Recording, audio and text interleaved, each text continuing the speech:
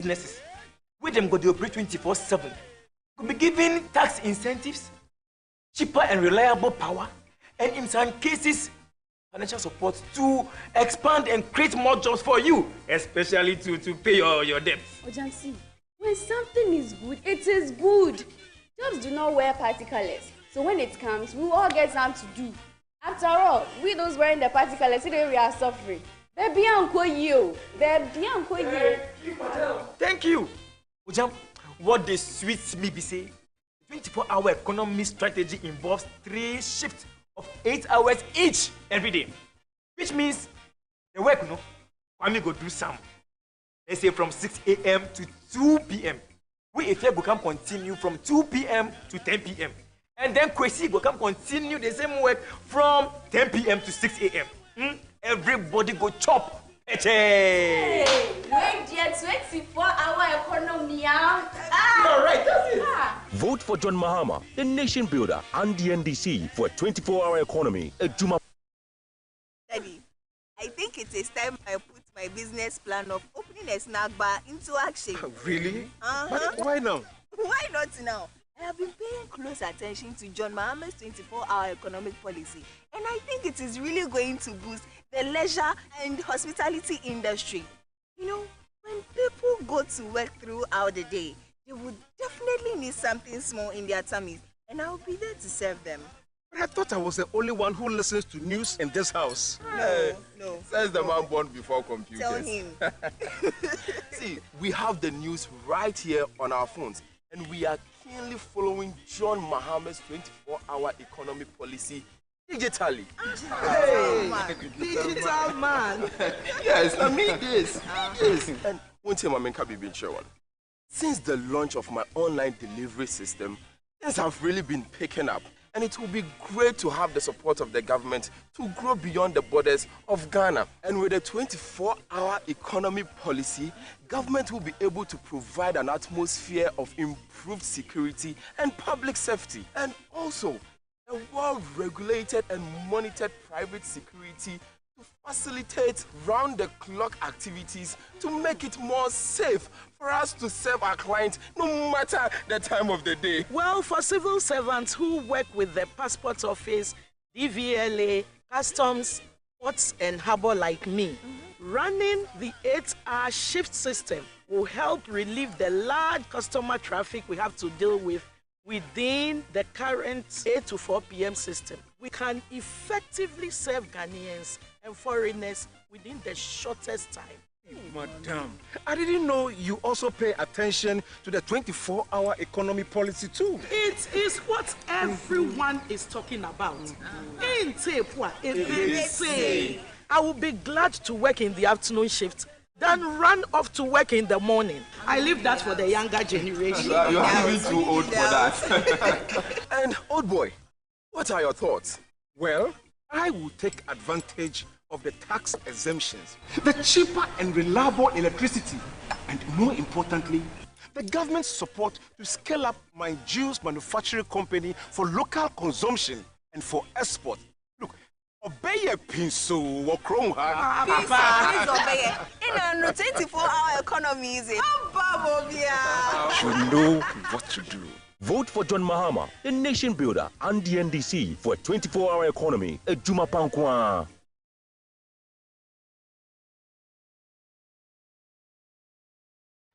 Thank you very much, Your Majesty and our King, Acting President of the House of Chiefs, and all our traditional leaders who are assembled here.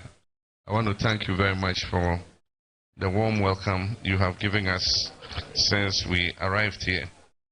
We're happy to be here in Shai Osudoku, and especially in Dodowa, which is a very historic town. And when we're growing up, the elders used to tell us that we are too young, and so we don't know what is happening in Dodowa forest. And we kept wondering, what's this forest in Dodowa that we children don't know what is happening there? Now that I've grown, I also know what's happening in Dodowa forest. And I also tell my children they don't know. But we're happy to be here, and We are happy that you've received us warmly. Unfortunately, the lights are off. We've entered the era of doomsday again, even though the government doesn't want to admit it. Every day they are shedding load between 280 megawatts and 480 to 500 megawatts. But they don't want to give a timetable so that people will say doomsday has come. Governments must be honest with their people. I mean, clearly everybody can tell that doomsday has come back to haunt us. We have decided, and we conferred with our chairman, our president of the house, when we came initially and met them in the office. And we said that we would, between today and tomorrow, we would donate a generator to the House of Chiefs, so that in this era of doomsday, if we come and they put off the lights again, at least your generator will be working and will not be feeling as hot as we're feeling currently. I'm also proud to be in Shai Osudoku, where we built one of the best hospitals in the whole country. On my birthday, I came and celebrated with the personnel there, and the hospital is still looking beautiful. It has been well maintained. The personnel have a very high morale, and we want to thank the people of Shai Osudoku for maintaining your hospital very well. I want to thank our Queen Mothers for the support they have expressed, and Your Majesty yourself for the support you've expressed in my naming of Professor Nana Jenopoku Ajimai as my running mate. I believe that women are our partners, and if we empower women, we empower ourselves. Somebody said if you educate a woman, you educate a family. If you educate a man, you educate an individual. The time has come for women to serve in the highest offices of government. And I'm sure that history will be made on 7th January 2025 when the first woman vice president of the Republic of Ghana will be sworn in.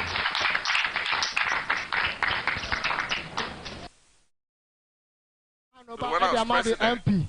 No, so that my regional chairman, not the comma, young papa is also John Domani Mahama.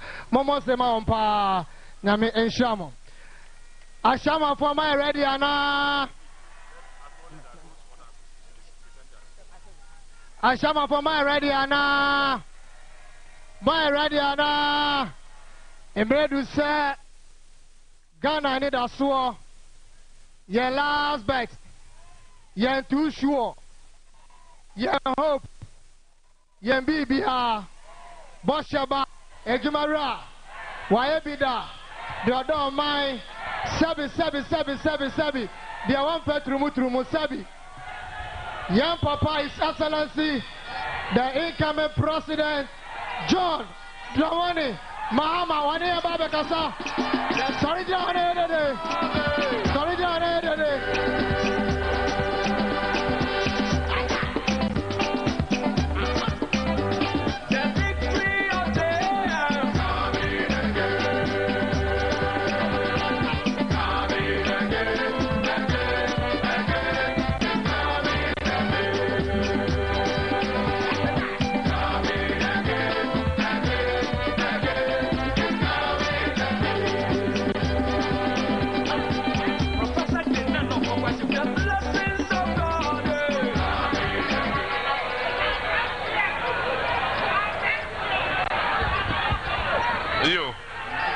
Pacho bien transe.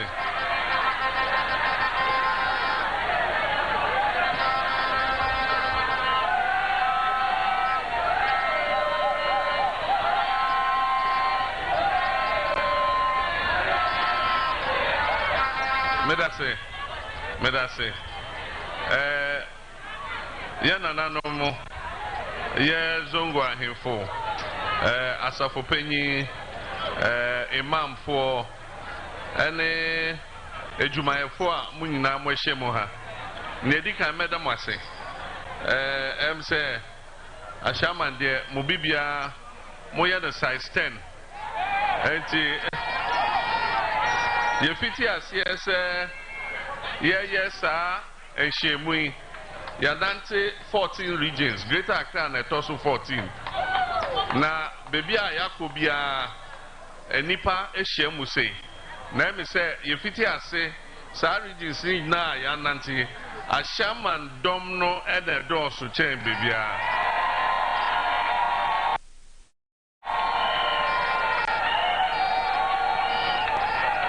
Entina me say mo bibia United States of Ashama munye the size 10, size 12. Ebin munye the size 2, size 3. Enti Madam Maase. Yan kani bebre. Say minuanmo aka adekra ede bae. Eno ne building Ghana tour. Ye NDC party no. Ye Social Democratic Party.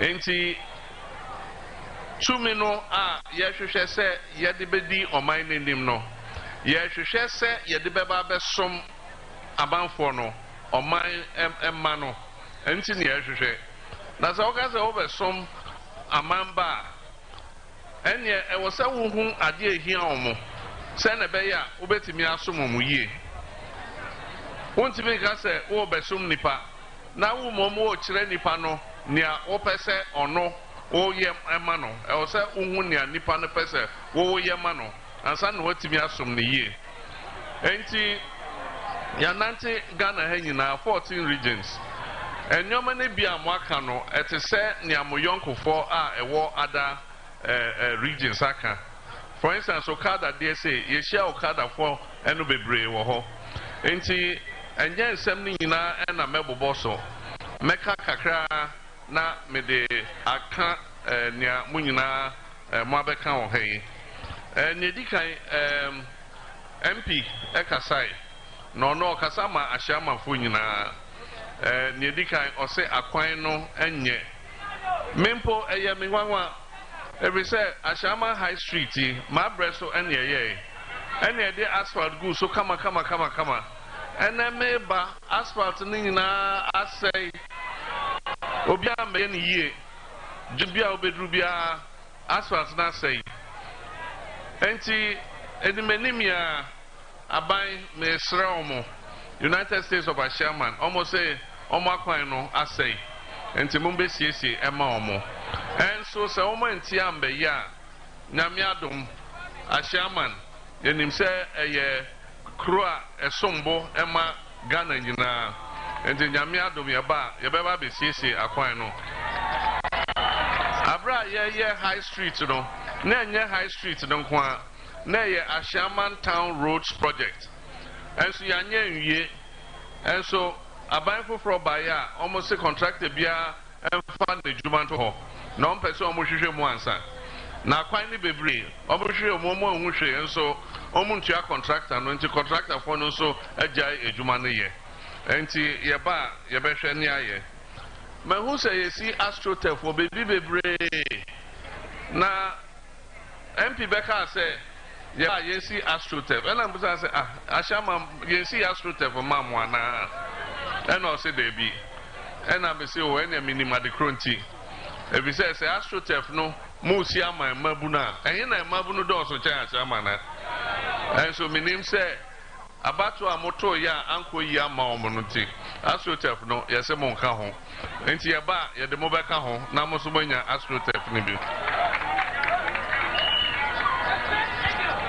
na yesi community day school ewo Ashaman ha se na be ya enkwada ne bebre benya school ni bi akọ bebi a yedru ye no e na omo agya esi ho enti e block na MP kan no yebeba be siesie ni awie se na be ya enkwada no ebetimi akomu akosua ade afen so 2020 ye ka se Ashaman wo hwe nipa dodo e wo ha na ohwe enyoma punto e wo se yeye na etime sun bia enye Ashaman atra municipal assembly so afi Ashaman edru bebia wo se ye pagya no e call metropolitan assembly se na be ya ombenya sika no mo no matimi aye social services ama nipa te ha enti se ba 7th January 2025 and Krona, Yebepejako metropolitan status, no, Ashaman Ekahubi. Afe Netratuo, any municipal hospital. Ashaman Sefata, say Yebeye Municipal Hospital, Senebeya, Mapomudin, Ebetumpong. Already, ya doing your last manifesto, you kind. You say Tema General Hospital, Yebepeja, na Abeye to say regional hospital. And he say Ashama or municipal hospital, Tema Subenya regional hospital, Senebeya, say Yentimia so I know her regional hospital, no bewo hey na Yetimi de Nipano alcohol. And also Eya dia Yebeye.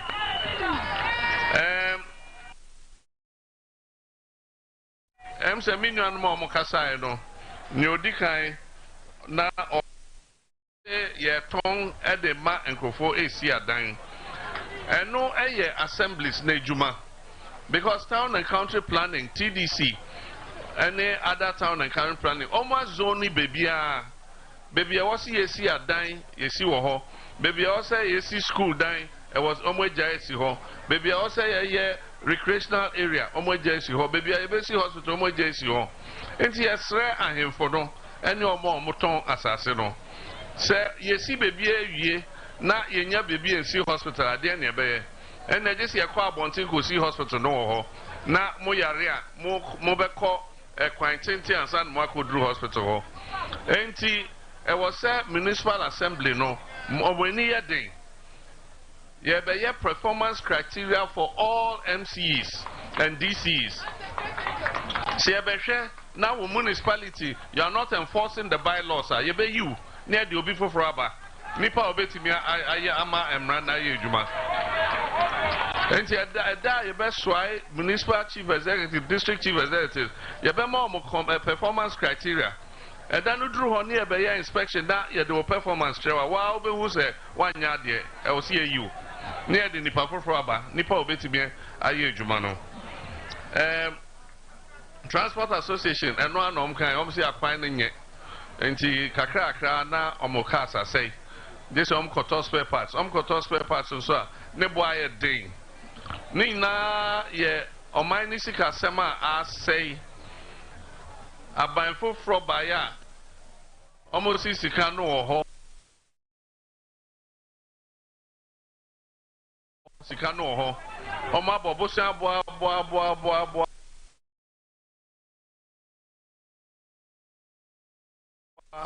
ama fe ebosia no atrai ya catch we are say man say na say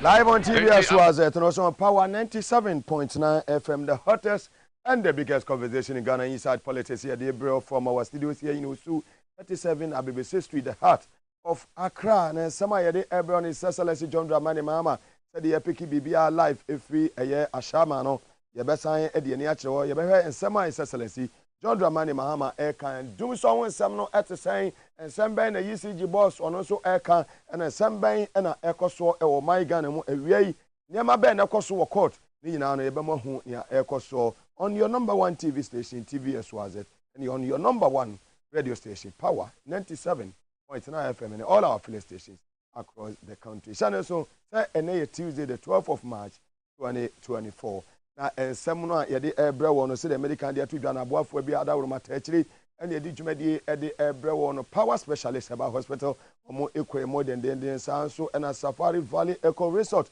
omo so yemfa se the PSA kese pa emfa emma omo se da ne da nyina no omo eta e chimi di dwumadi ebrewo Hebron Hills International School was say excel and shine sanso na S natural mineral water ne say dosopo ena wie ya omo de ababe go be hu Mr. Robert na dodo bi a opetu akoton bia no sa betumi aka mo amabaye orders nyina no momra na S natural mineral water no trucks ni bebre na abayi nsu na gu ho ewo eye adwuma mu heya ntibra wosu 37 na Bebrese Street be hu Mr. Robert do bia ope bia no wonsa ebetumi aka sa nso na amuzo eba clinic ono so Mugabe Maase Clinic and Herbal Center omoso eka ho mo na kofa Mugabe Maase garlic capsules the abadwa so taye che di dwumadi ede ebrewo Mugabe Maase ni medin ubetimi afreme capacity man na ensam ne de mu ede ene eye Tuesday na wanim se Mugabe mi pie wiase ya eskankuto ena meche ene ne ba be che 2000 Ghana cedis each ede agu phone so ede amount star 274# na wasende was selected for FM number 1 wabo 1 na 252 na 210 capacity formula ebedru eye be 5 more na me ba be draw no na chese wo so no ubetimi aye lucky winner na wanya 2000 Ghana cedis na wodi akofie ene ewo eye dwumadi ne so nti tweben wa fidie ni pam pem na sabre wo abo hia wo etie eye dwumadi no happy birthday enkoma Mrs Paulina Oredu district eye women's leader West Hills eye district Assemblies of God na we efi Peter and the entire family one kasankasa wase we di fi wase no mpon Peter wase asewo we too much we say Yankopon sha no anya okese oma wa hoden ene nkwatenten Mrs Paulina Oredu we efi Peter wo MCR ewo eye TVS wazet ya ne aso abrante die mama no ba power san se wo bo adwuma na ne ho so te bia eni ne ho di ne ho ni ye wo adwuma mu hapa we die aso ye nyina ye ma otim kwanya me mu ahoden ene nkwatenten ene abusua ni nyina se ja yefuru papa awo bapa ama eye Peter enya bia ware de asira kese piesie pa na ede ema wo ye beba fie ni ya ba bedi abunobunu ene eye menkan fufu nti ase wuti ya wa ha asa ye preparation ye beba fie na bibia so etimi akonkan ye dan ho semeti wo na fe ye ba capacity man de ensem ni nyina mu nkyiremu ede bema wo ewo dwumadie so ye ba sese ya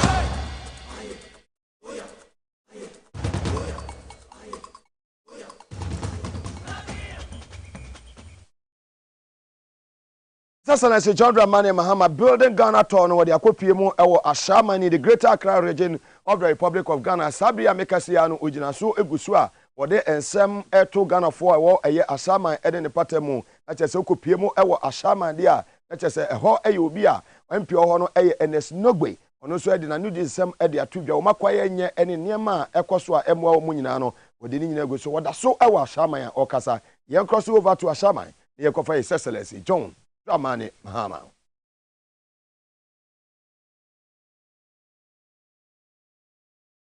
Well, very well. Yeah, here's a benya a year feeding. We are feeding now. Yadi when you betche as you nafi yakwa head the ecoso. His Excellency Nana Akufo-Addo, President of the Republic of Ghana. Dr. Mahmoud Bawumia mate. The chairman na enyumre. Jana bani ya modia. Without fear or favor. Se maso se wase Kenya sase mugumaso e da sore ya ECG force wo moye den ECG force wo moye den olebu aban yare sabia ene eye ofanochi aban yare sabia wodo bebre omo baba bitwitwa wo monkanem because omodeka yakwa shama mra ye ba omo bete nti ye pese omo so omo ntimi antoa so no omo timi sua omo nsa no adwuma eno nkyere se omo so nyabe ama omo akyede obi ane na akyede enna maka wo kwada mi no a utimi di omo ko school the same year omo now the same class baako onimade ye kyere sesi a na wache ye kyere sesi a no wache baako so ebe chance na wo hu ni a wo pese o kyere enso de fa omo ko bebi na ka kyerem se omo ko hye omo nsa no adwuma obehu se ne wo ka se wa bon no ono behu ne faster e kyem baako no enti obia wo nyame akye no enti se omo ntimi anko school na ntoa so anko university was almost so omutiminya bibi at the year. And the National Apprenticeship Program and no, the Bedford municipal assemblies, need district assemblies, no so. Into more master craftsmen via it was our district, no. You better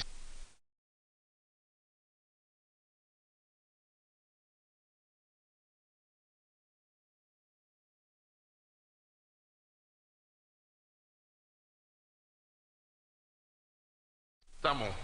You better share baby.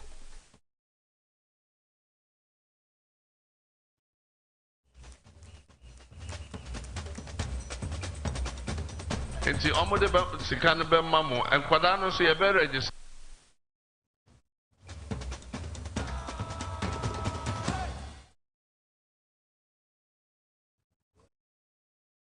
omo nti ebia enkwada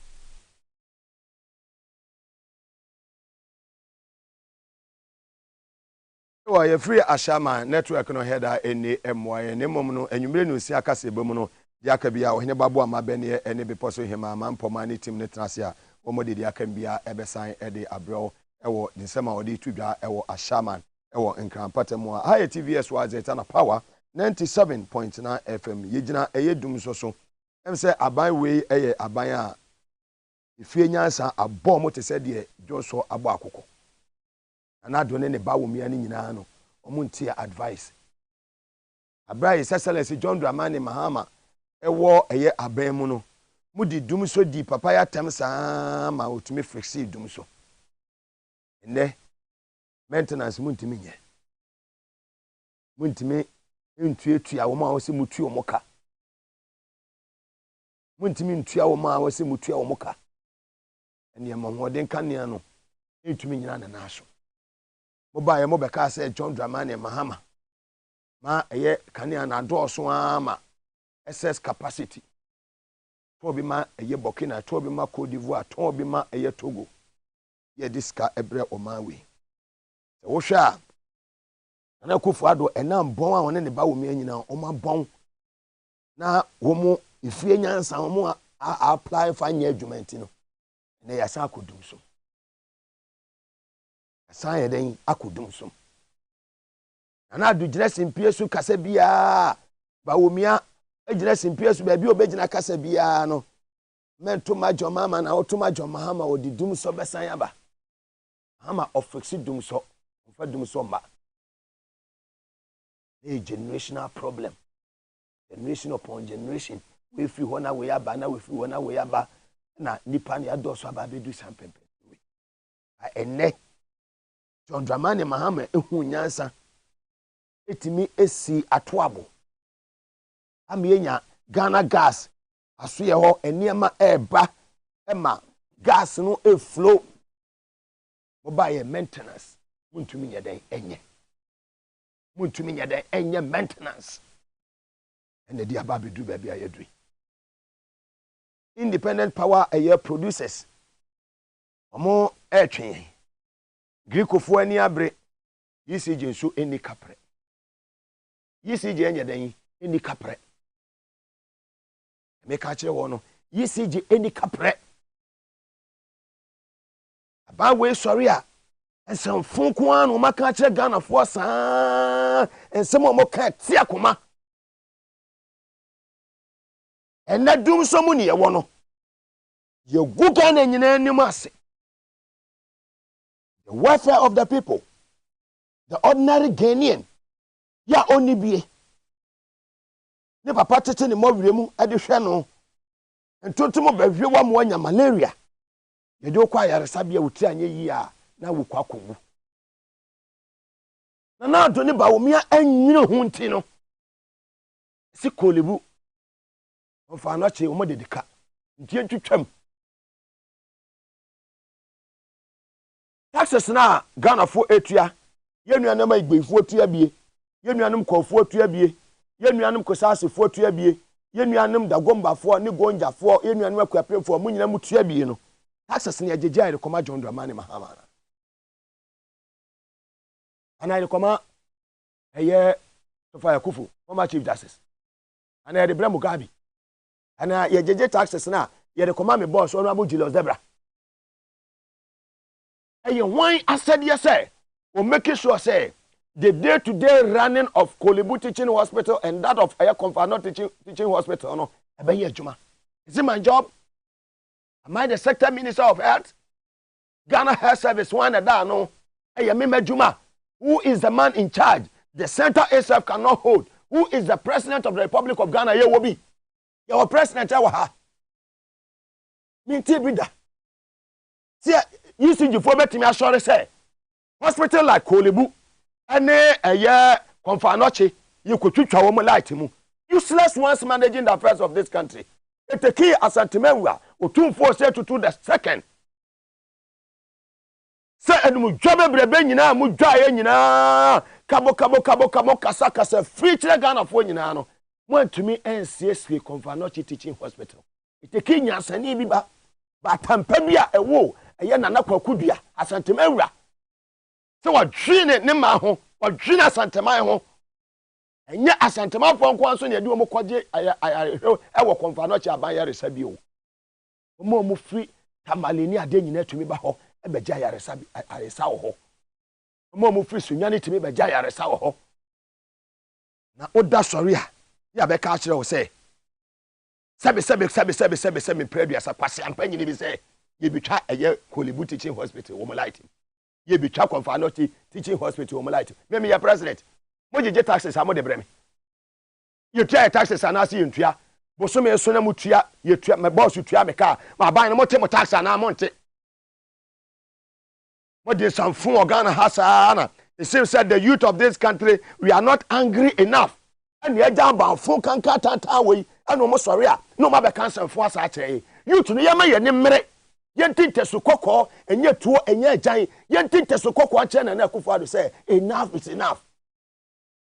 Enyina wanya 80 years ya next month 27 say 29 now wo be nya 81 years wonwene Ghana fo ho wiehia na wo da sorry a na wo di Ghana sika nyina na wiem na wo dware wo wiem na wo dware wo wiem useless ones baby ya duo no baby a wo man Ghana ya duo no say youth ni amaye ni amre ni antete so kwa ncha ban fo kanka tanta we ya o mo di anim e betwitwe fom.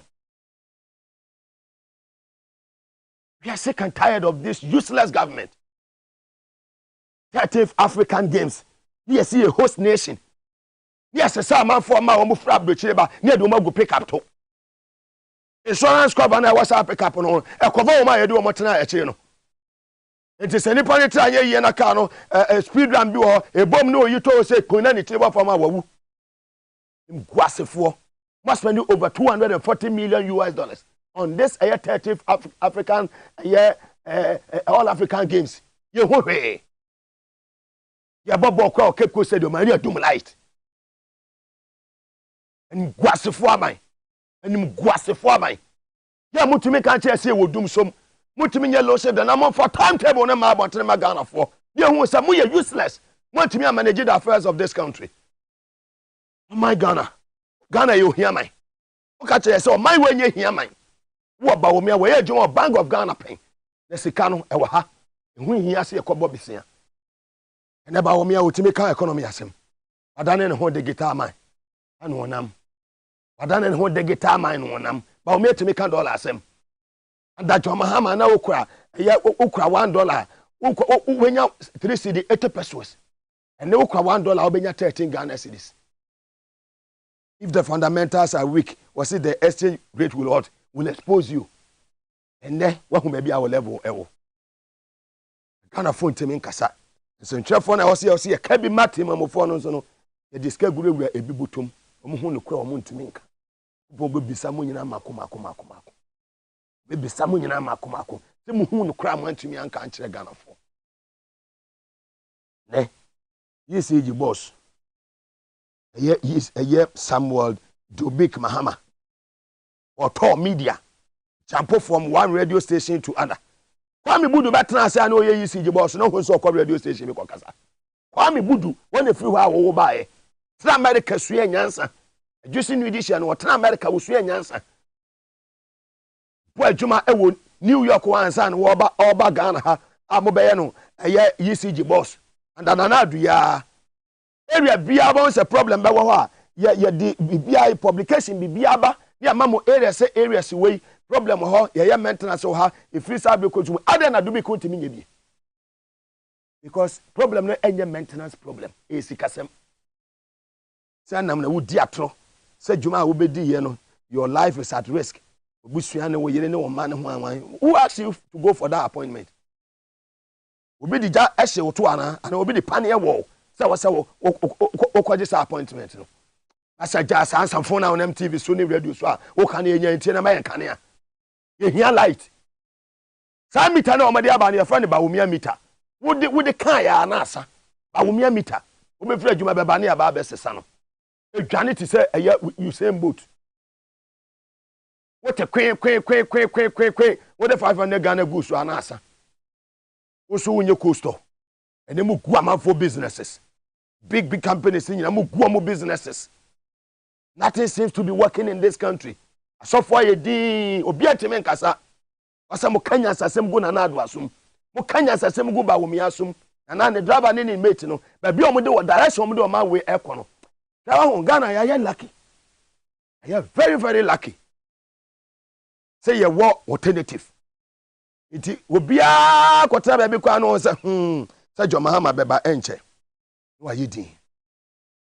Mo ka say Yan armed forces so much happy about what is going on in this country. But they know say, Oma wo your alternative. Ghana Police Service, uji so manage, they are costly. About 4 kanka tantawe, o manage. But they know say, your alternative. We say John Mahama. Why you be paying? Na Ghana for GDO mo say, ubetumi asaba be yen wa yen ye. He can do it and do it better than what this useless man and his mate is doing. We are sick and tired.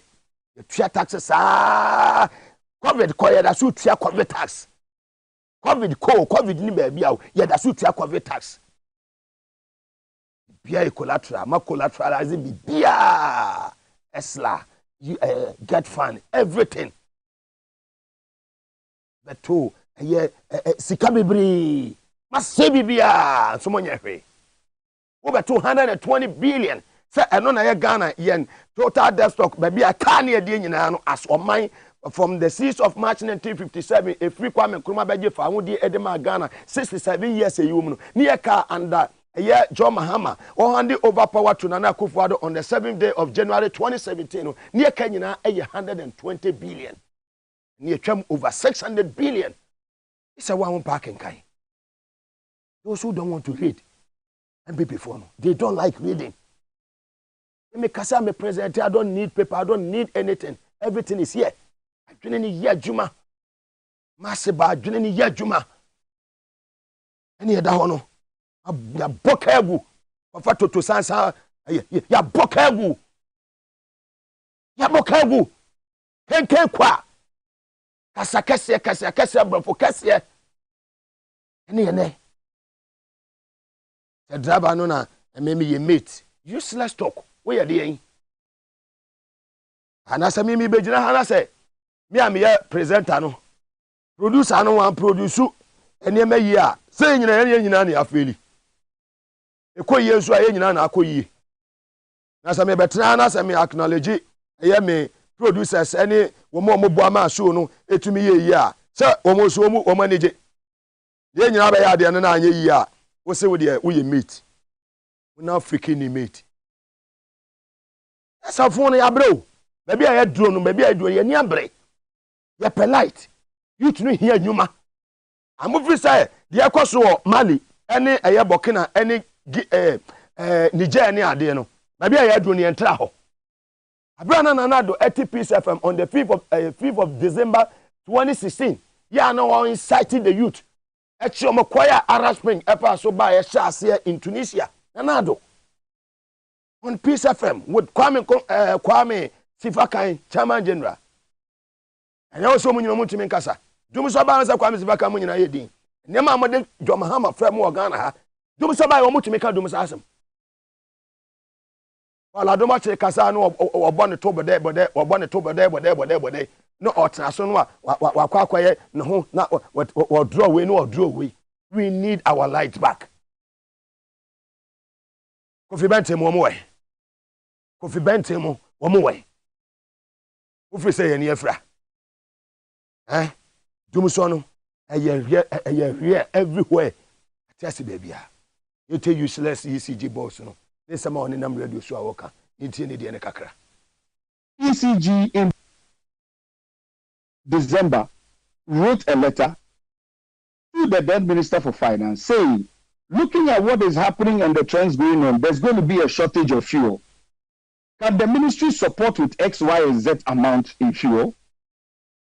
The minister complied and said, yes, I will give you that said amount. So make the requisite arrangements. ECG went ahead to make the requisite arrangements and procured the fuel. So when you say even procured, what we are told is what we do. We are not fuel experts. If a power plant needs a certain fuel or a certain kind, the instructions come and then we deal with it as such. If they say we haven't complied, then I'm going to assume that because certain amounts of monies were used to buy fuel, that means they didn't receive exactly the amounts of monies that they were expecting. Not so. And who was supposed to make up for that shortfall? The Ministry of Finance is supposed to pay back that money to ECG, and then ECG then what? Distributes it to who? All the interested parties. So you say this is not your fault? Yes. You say yes, there has been a shortfall, but it's not your fault. That's it. Also, I can't say the did you mean? Usumi so akwaji na allowance waji na katua o ka bodam sem sebe o ka bodam sem kire. Who appointed him? Who appointed him? Who is the appointing authority? Is it me? What did you mean? Ye kwade hia light no mu de sua de wo fie. Ye kwade hia light no matumi ada anadwo. What did you mean? Waso no light record the ma a privilege. Say ono ma light. Move Honorable John Jina Portola and Sumami, Member of Parliament for Yapikusugu in the Savannah region of the Republic of Ghana. This is your #1 political talk show, Inside Politics. With a Tankolega Biga Mugabe, the capacity man, Gumbe man, more fire. And just Nessani. A jabbe shemo makuma. Hey, yet na Ghana how, ye hear Mali waha, ye hear Niger waha, and ye hear Burkina Faso, ye Ghana. Obi and wa obetu to obetwa jai. Ya be kasa be se binya asase magumasum. Democracy ni yete ase said the about fun way adejo mama fa so odum so no said the no wana ne ye no sa pepepe na yesu ma ye no so be ye nyam da e ma mu nyam ho da e di jane bu gumo so sa no pa wi anwumre e jane me so gumo so sa opem se mo be the right thing akofefa meters bi aba meter ni ba wo mia meter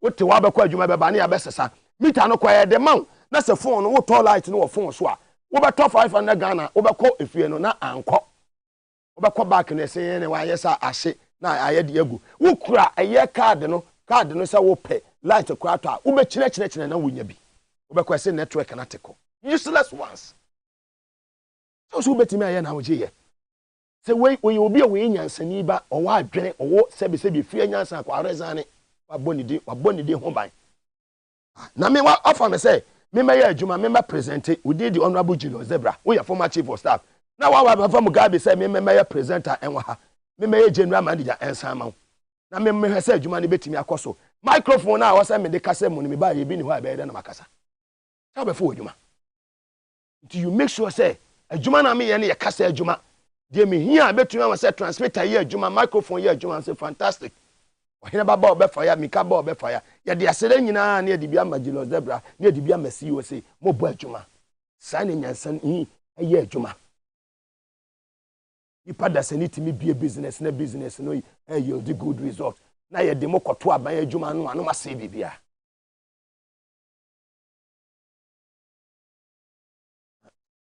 ja be shemu ni jane eba ni jane ye den eba Honorable George na po mufane tola no so mame. Power to the people. Power to the people. Ati ase. Mpeno kreka. Abrochire we wonye we. Woni samfon we. As I got radio sooner or my explanations or jump from one radio station. Yes, I tell another useless one because I got another station. The funny thing is, we walk around thinking it's our right to electricity. Isn't it? It's not a right, it's a privilege. I see. It becomes a right when you are paying. Aren't we paying? Some are paying, others are not. No, but some are paying, others are not. Don't lump it together. You're just lumping everything together, and it's not a privilege. It's our right because we paid for it. That's the truth. That's what I'm saying. Some, I said it earlier, some are paying, others are not. Others have tampered with the meter. It's not reading right. Someone has had a prepaid meter that he's been paying only a certain set amount every single month. It's not possible. See, the funny thing is, we walk around thinking it's our right to electricity. Isn't it? It's not a right, it's a privilege. I see. It becomes a right when you are paying. Aren't we paying? Yeah. See, and you're right, and you're right to say we'll be electricity. A privilege. Oh, sa we, sebe. When me do matama, because we Jimmy, I because me do matam. Said the penny in the casa and son and colony in a casa. You do dear you before term, son and colony, I said double in the man, son of in a casa. Because we Jimmy, I because me do matam. Woman, sound from me to make us so much Jimmy, woman, sound from Latin our day, mammy, a privilege. Latin, I mean, me makoto, mitana makoto, 3 days in a makoto. Yeah, my better prepaid. Yeah, me tears the car, what they make up, scan wall. Yeah, was also me power. No, okay, I say a privilege. We now freaking privilege my foot. Hey, one privilege. Businesses are collapsing. A month for a soon, a month for businesses, say, cost of what a soon. What catch on myself lights now the moment a privilege. Wow. Wow. Damase. Oh, saa sebe wunya wemu na do mu koto adwuma no a omu begu no. Adwuma na ye nya ne maame dia na nya ne papa dia. Onwe sa aban na confused. Ba womia ese ono no oye mate na we obeye den. Onwe ba bia direction omode o man ne ko. So hu direction wemu omode gabe mu nanam o. Wemu omode gabe mu nanam. A merry deal. Abuacheja akoka kire se nipa ba akopɛ ene ko negotiate. Ede bia na meka se ho, eda kase na musisi no cantonment ne Laboni ne ye Trazaco ho ne American House ho ne Ajiringa no ene ade no ho. Senka nipa ni bi nima. Komo be ha ase akonsamam. No makwa ka champion ne se o momo masase no be se mu si dan kama ebie mu ndi ceiling fan ni bibia ye den ebubum. Because yeah, they started from their thieves. They started from PDS. Bawumia, Nanado, Gabi. I see that mafia group. They started from PDS. Omojiji Yesika over a year, 8 months. We want to me account to the good people of this country. And now said the said the youth of this country, we are not angry enough with you judge these useless people to do whatever they want to do. But the time is now. Nonsense, what's stopping? Accountability, baba. A Japan deal. $12 million now. A call waste, Accountability, baba. Woman. Accountability baba emra be ye adwuma de also emra ni die emra ni bedi emra ni dina se ofan hu so a alhamdulillah emra no so no modi a la ilaha illallah.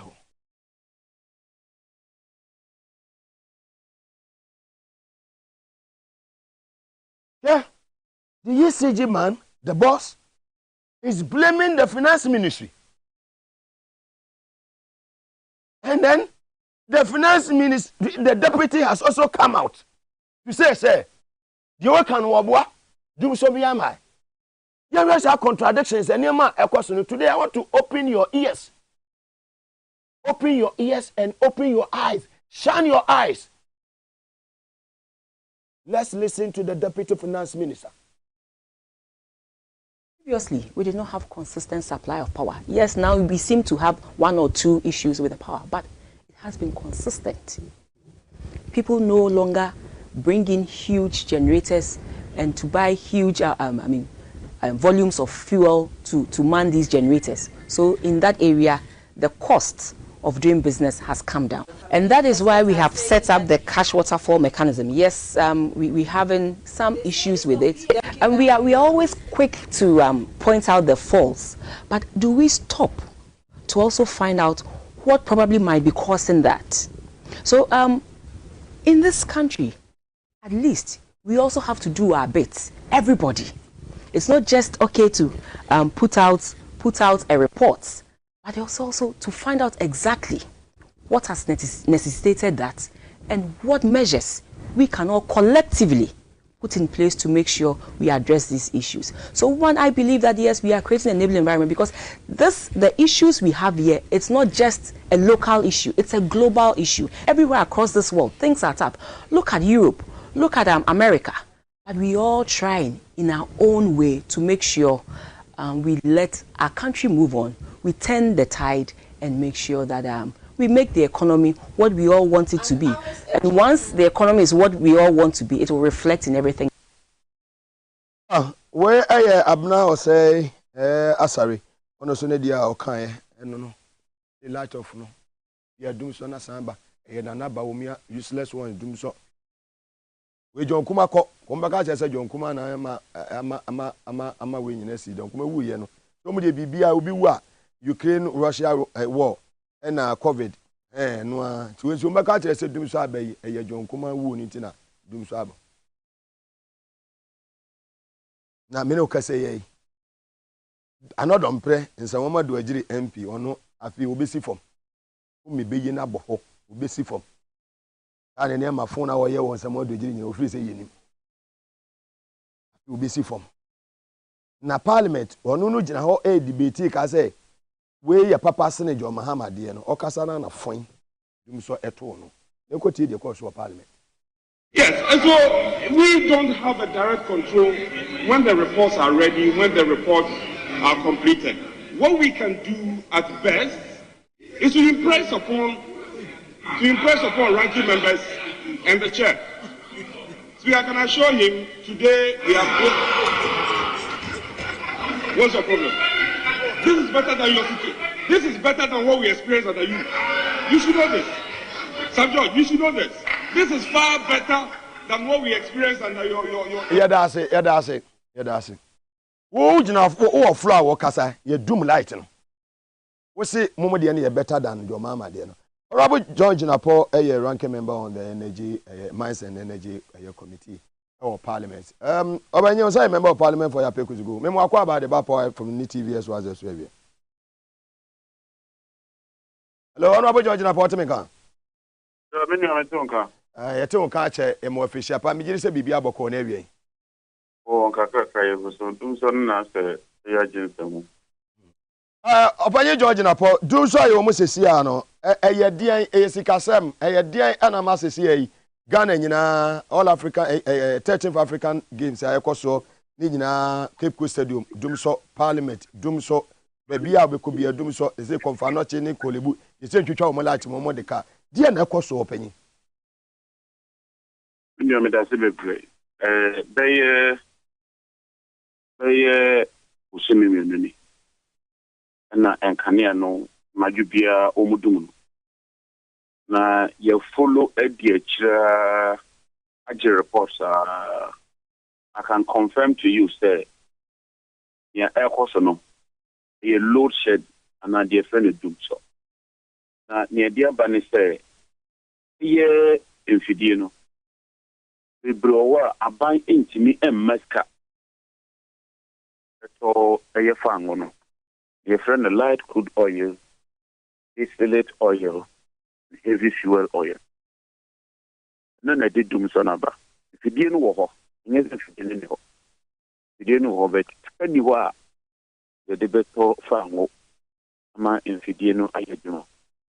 Nuntina say no load shed no. Against the mono na almost shed about 200, 300. And then the almost shed is 600 megawatts. Inana Joe, so the mobile had been papa. And this ECG 4% or more of a course of the transformers. And now are you overloaded? And you're not correct. Transformers do not get overloaded overnight. Transformer, what is this one? Go for a bank, a crash, overloaded, no cost, right? It takes months before your transformer gets overloaded. If you have enough time to upgrade the transformer or install new transformers. So, ECG for a year, Juma, what transformers want? Because they need daylight. Juma and a job.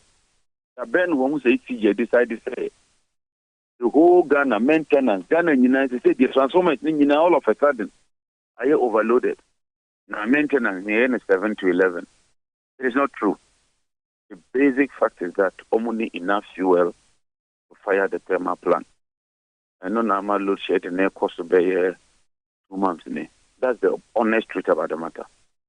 Now, near this Abani say, Nancy PUS before the report about Secretary ECG HHR. You're from the cash waterfall mechanism. No, you question IMF program national. And the IMF, as part of the conditions, let's say, or energy sector bill, in every month, there's a pure publishing the car ECG agis. Then you teach it, can be better one. There's a Ministry of Finance, here. I have the document with me here, but let's just put the document for you. Wow. Document no, January. But 1 minute per way. Public Utility Regulatory Commission. That's waterfall mechanism validation report for January 2024. ECG for AG 820 million. There's almost IPPs now 512 million. Only 120 million. Oh, there's almost other players now. 307 million, almost 1 million. The 500 million no, cannot be accounted for. Ayira. Can you imagine so many Ghana fine. Your call has been put on hold. Please wait. Your call has been put on hold. Please wait. Hello. 200 million cedis. Okay. And no year for ministries, departments, and agencies. It's a soldier for police, for nurses, hospitals. More consumption no. Since August 2023, okay. Every month, say. So we are talking of almost 3 billion cedis worth of fresh debt and mismanagement, incompetence, political interference. A lack of adherence to the cash waterfall mechanism at the abattoir. And here, that whole. Nanyami Yakrasa report to the president and ECG directive. So, Muntia ECG has refused to comply with president's report. ECG boss, they have refused to comply with the president's directive. President said, so this is serious matter. In conclusion, ECG has not complied with the guidelines of the new cash waterfall mechanism as directed by the president. This defeats the principle of fair and equitable revenue allocation to sector players under level B, as provided by the cash waterfall mechanism funding committee in line with the revised cash waterfall mechanism. Lame duck na ene Mr. Mampeni dada President Mahama. Okay. I can say share tapo munsu. But these guys have made their mind. Say losing there. It's obvious that they are losing.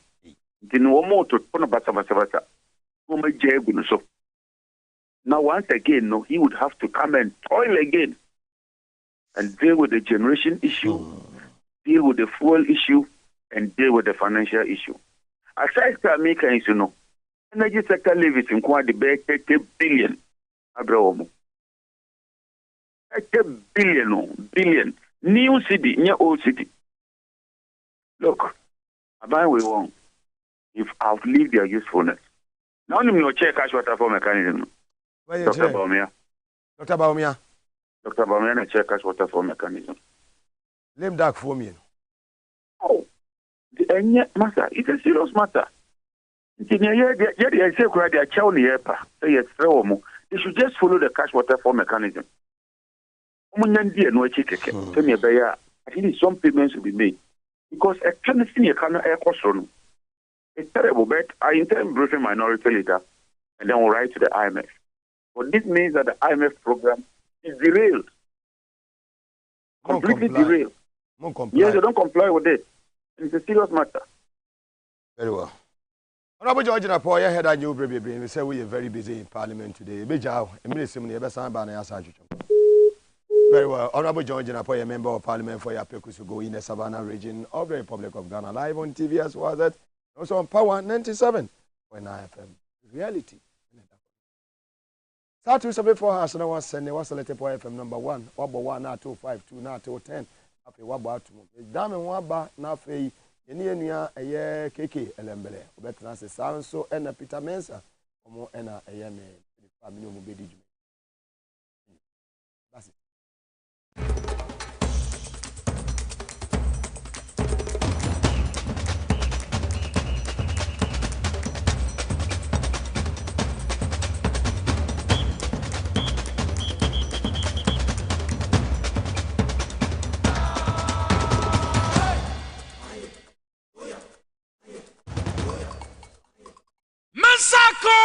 Masaka!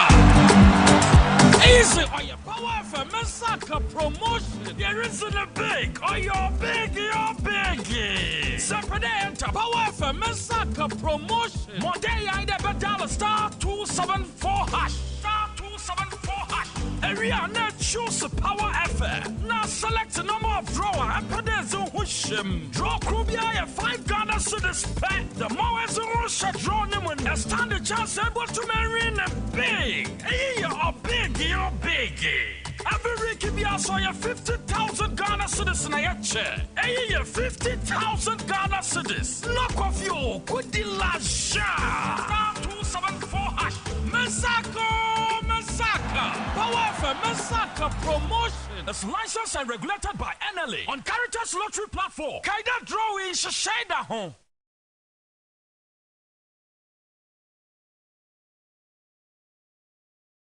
Upon your arrival, you are introduced to your itinerary. So many activities, all in the same premises. Visit the gym or the stables, they have it all. At my break, I'm able to practice my putting.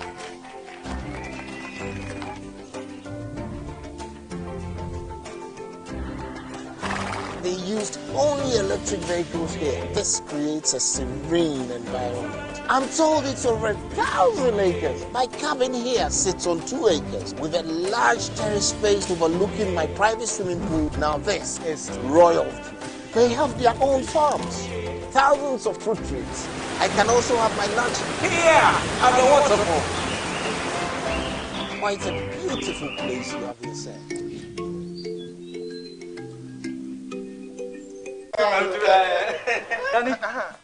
Missy Menanum. A group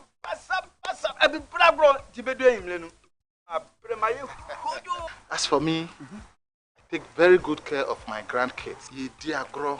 Na yes, a room maybe crana. Me bano timide or movie gumi so weekend. Hey, woman, remember, I don't think I'm a catcher or say, Yano, Medi, garlic capsule. So, a basis so come on. As I stand here, my doctor said my whole system has improved very well. Medi garlic capsules. Yes, Medi garlic capsules. Mugabe Maase garlic capsules improves blood circulation and enhances the body. Suitable for both men and women. Available in pharmacy stores. Contact us on 050-349-4885. Not suitable for children under 12 years, pregnant women and lactating mothers. Mugabe Maase, This advert is FDA approved. The serene environment fits into the goal of the school, which is simply to provide excellent educational foundation for your ward's development before they commence primary education. At first glance, clearly you will see why the school is called Hebron Hills International School, as the building stands tall overlooking town. With a Montessori style, we have experienced and dedicated staff and trained teachers. Our small sizes classrooms are meant to enhance teacher-focused approach where children get one-on-one attention from the teacher. Hello there. We are open at 7:30 a.m. and school closes at 2:30 p.m. After school care is from 4 p.m. to 6 p.m. while early drop-off can be arranged at 6 a.m. Hebron Hills International School is located at Midyear off the Nsawam Road. Locate us with GP postcode GW0688 Ga West and GPS code 06884870. You can contact the school and make further inquiries on 050-876-2375 or call the office directly on 0302-918768. Email us at hebronhills.school@gmail.com. Hebron Hills International School. Excel and shine.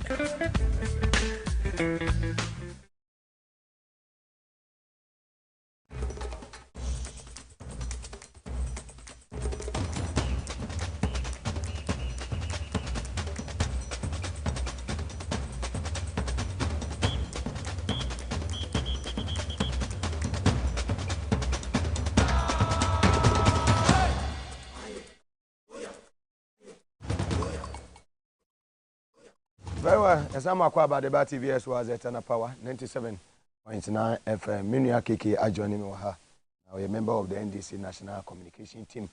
Baba be digest issues no send your TSN your fata. Well, my man sent this warning to a majority leader, Honorable Afenyo Maase. With all due respect, wafana afofro na owo nsem bi kan yesi monkeys play by sizes. One share oma omone ne bo eye ipenkon no na okasa no ahwe right no ahwe left no ahwe nanim no ahwe nachi no ebisa onu ankasa ne ho se onu Afenyo Maase na o kasa no ne busuam obi wo ho a waduru nanim esene saa maame a efre ne se Professor Nana Jane Opoku Ajemayana. Ame wonte na no kasa se o kasa tie obi ada. Ye nuanema wo mrase bedwafo afie sisi a no. MPC ni dodo na efa ne sem se o mo lecturer or University of Cape Coast. The first female vice chancellor the whole Ghana ebinsi da.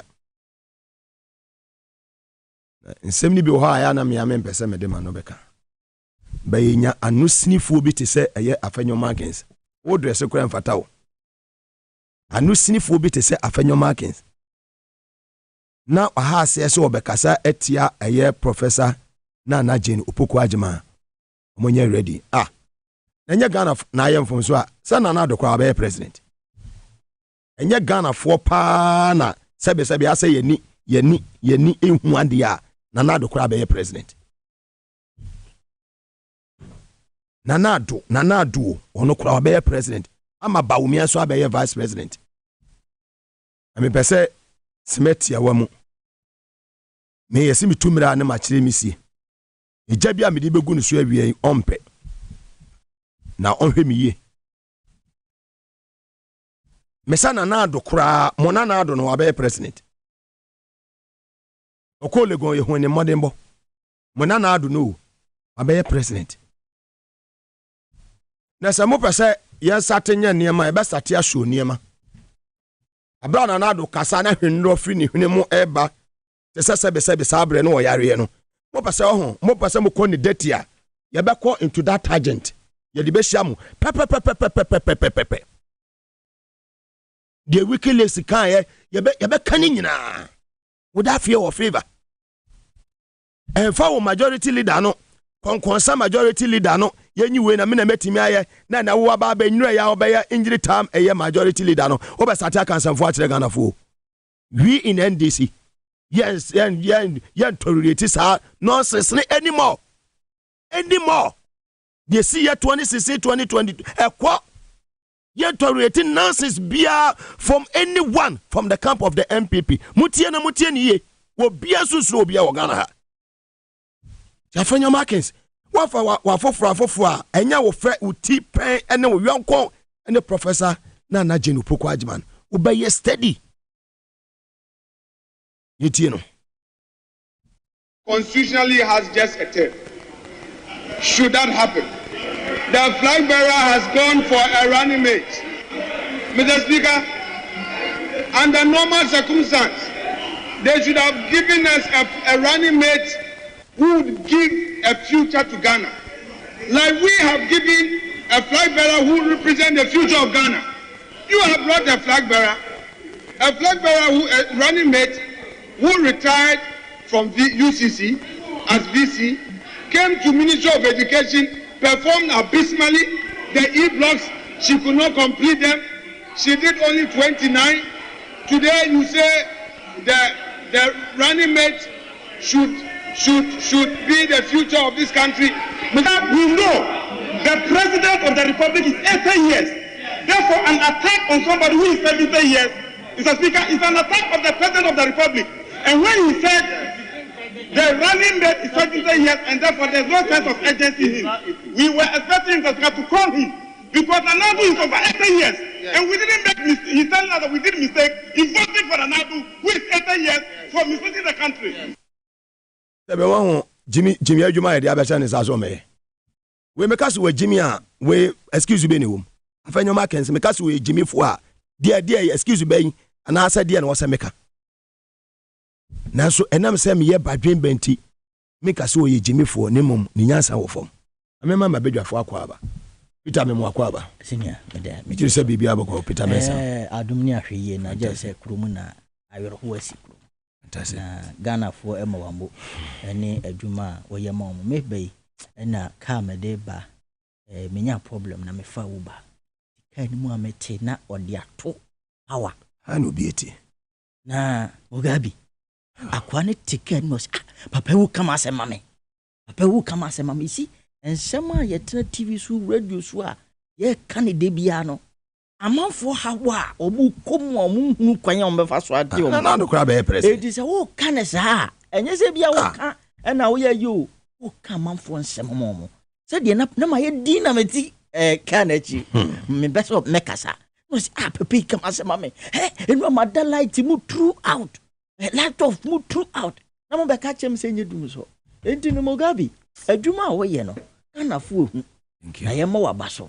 Na yem srenya me ahoden fama se koso na ye o ye sure say chairman sambosu nim nyansa obeka we na die nti na yi ni firi ho se o me ye nkwase adwuma ya ye nua afanyom aken pawemfo adwuma ma me nkire ho enya we nku ho so nim se ma me na ye de na ba no eni onyam e kata ne so no enti yemfa afanyom aken mra no me ye yi edi ndrumu nsem na wo ye ya ma ne kwan no mo de mo hwe bibi you rafa your markings, I caught to no macono.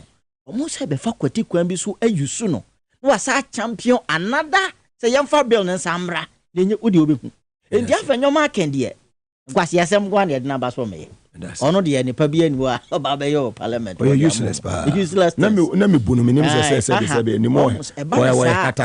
Yeah, I'm a mania genese. What see I am, mamma, so. What did Martin? I would tia your mammy. Another crab president. Will be our your baby. As a make another crab president. Will be say, na papa ya 80 years. President. O crown o president is so president woman penny. Now for the first time. Mana ye yonimuno. To me, Ashim. Chief Imam, Chief Woman, Yankopon, or Matra 17, Chief Imam, 104. Mameno, ne mat training no more doctors. Professor Jenana, ne mat training na or such a responsible woman. Who be Jina ho akekasa and say because of politics. I see Asumano. Ono yodium. Inti Asman. The Omode ban ye penisa. The media masterman run a cow and the platform say. Maku a wo mamu hanyi na Mo sorry ntiano. Sanse mo de ne ya abra. Keke me mo akwaba. Chebe your microphone na ma audience. Mugabe je oso. Bibi abako de. Nyame ni yedi ni yenso. Na mre na tia ye nti. Oh problem bi. Ye sha se na ye monko. Nyame adom bibi abako na do dan kwa. Nzema se. Oh bete. Aba ho ye. Kodie. Ojo jamina so ye. Kodie. Maha. Kodie. Medase. Anu okwa no achi Frenchman so na. Oba elembele. Ena me kire o nzema akasa. Obedi acheke, obedi tilapia. Ni nyina wadi ni biasa watu kasa na achire. Octopus. Obedi sa we kasa na achire. Afi wi na me kire o se nzema. Oba na obi bisa o se kodie te sen. O se eye bete. Ti me bisa kodie. Enyina sefu enyina bete. Kaya sefi anka meje so watepa. What is na kwa just watepa. Fami tu me dumso ne ehwe. Meko ho na. Bi ama afenyo maken so kaka one na ne na mame. Ayo. Na Muga mfa ne nya twampe. Te said menua Peter kan yi. Enra president ma so nim say me wo menua no bi omoton cars wo Kaneshi First Light. Yeah. Ehona na me wo the whole day. In fact enra president Mahama ba yo kwa abuso kan no ye ko bi. Na majority of the car dealers no say bebre na ya Asantefo ne Achimfo na Akwawufo na bebre ton cars no. And most of them see MPP4. But for the first time in history, President Mahama ba abuso kan enra car dealers ni nyina akoye no. Mugabe ena me koye mu nyina aka say yesremu ye beto aba ma mu na de esuro ni say MPP person mu wi abanim. Ya yen crofo no person mu wi abanim. Nti mo hwe na mo protective ballot ne mai. Na se na ekoidie keke we dia no odin ena me si o asemben omo se so ni si ene na tena Kaneshi First Light Toyota Veta na ye to a ye ton a nkrofo e de ye work and pay a nkrofo to no ene President Mahama time ne ton Toyota Vet 250 Ghana 25,000 Ghana cedis ene the same Toyota Vet no mo ton 70,000 Ghana itu be kono mo nyina ate wa ye nto ade. And this is the reality. Uko duty a port ni niema ewo ho. Duty no ewo port ni niema no President Mahama be share omobo. And they are so happy and excited. Inti enra no die mi hu ye no ni suo at time ni hu say 7 December is just around the corner. Mugabe mi anye dwumaden na yen give Ghanaians hope because almost see omo ni da so nyina ye NDC na President Mahama enye dia fa nyoma ka eka no ono de ese bi wadidi no amen ene ama no bebi aba be hye ena esebi nanado de ope sebi insem omo ka sebi nkwasi asemti ono nanado no ntutu asem ni sa ne mane ne denti. You want people with that high spirit. Ujo say I mean, look at the experience of Chairman Sabonsu. Now, so ye Chairman Sabonsu what they afenyo marking and eba.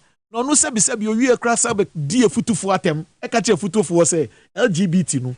Ono no support LGBT for no trumu ni e man manda ni be manda or supporting fully nenti e futu form ti ase dia omuntu abentia no. Na se unye obi ose e lawyer ni na se osua ade akwanim na se ote se o kan se na for narrative sky na se ote se o mo kan se mu ya na che say some of these people when they speak any kwan say ye form serious until let's dive into doomso issues here be Mugabe when him say ba light off in semia ye mu be experience I wo no Honorable Kofi Boy ene na nanti ene na ye djuma ache yeah me masters am here me energy environmental management or Manchester right yeah na mo Manchester Lancashire fantastic intino University of Central Lancashire intino the omo impact we ye mu ne de e ba ya no and this lusu 2016 mi sun here because say me wo ministry na me hwe Honorable Kofi Boy Honorable Jinapo ene adwuma na omo ye na ye wo gas master plan na wo hwe say na we want to move Ghana into gas security.